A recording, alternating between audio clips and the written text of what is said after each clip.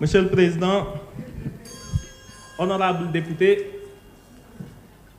nous avons entendu et écouté attentivement les arguments que vous nous avez servis pour vous opposer à la révision constitutionnelle tendant à la suppression du HCCT et du 16. Essayons de poser le débat calmement et autrement, au lieu de tirer la conclusion selon laquelle, hâtive, que ce serait un traquenard politique ou un piège électoral. Le HCCT est une anomalie constitutionnelle et vous le savez mieux que moi.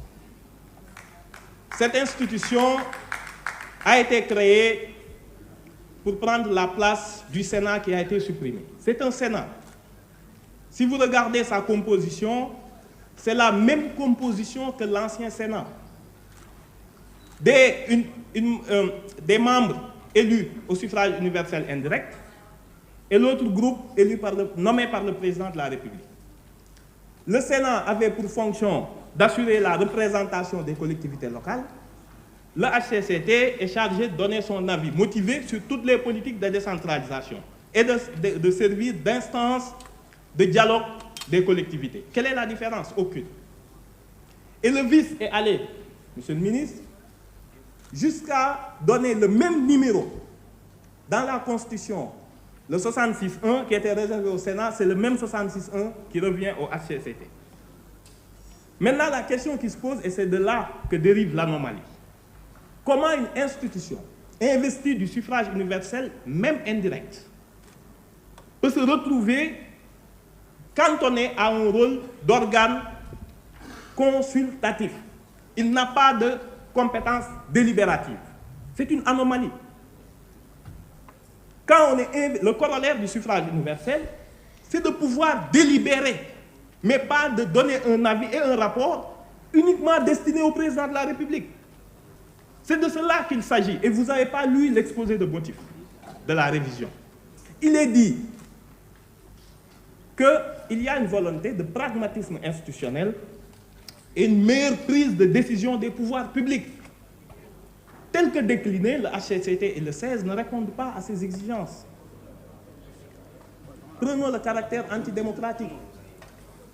Vous voyez le HCCT et le 16, un organe délibérant dont le président est nommé et révoqué sans préavis par le président de la République.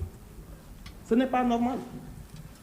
Démocratique, lorsque vous gagnez les élections locales, vous avez le maximum de maires et de présidents conseillers.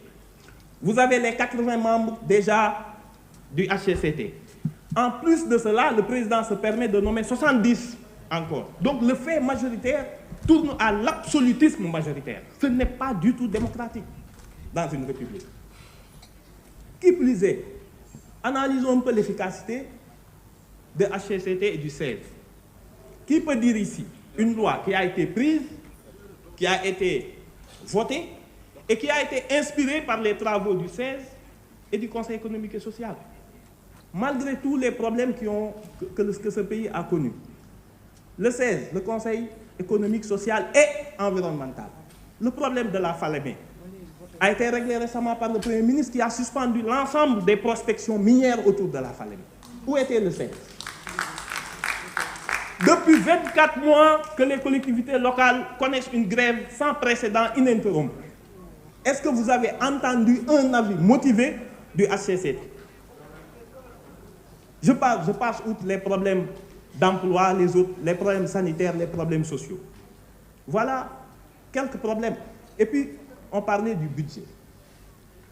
Le 16 a été créé en 2012. Il a épuisé 82 milliards 735 millions et je passe le reste.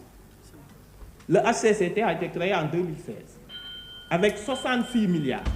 Donc ces institutions, quand on vous dit c'est budgétivore, c'est vraiment 150 milliards. Merci. On ne vous demande pas de voter, mais de vous abstenir. Merci beaucoup.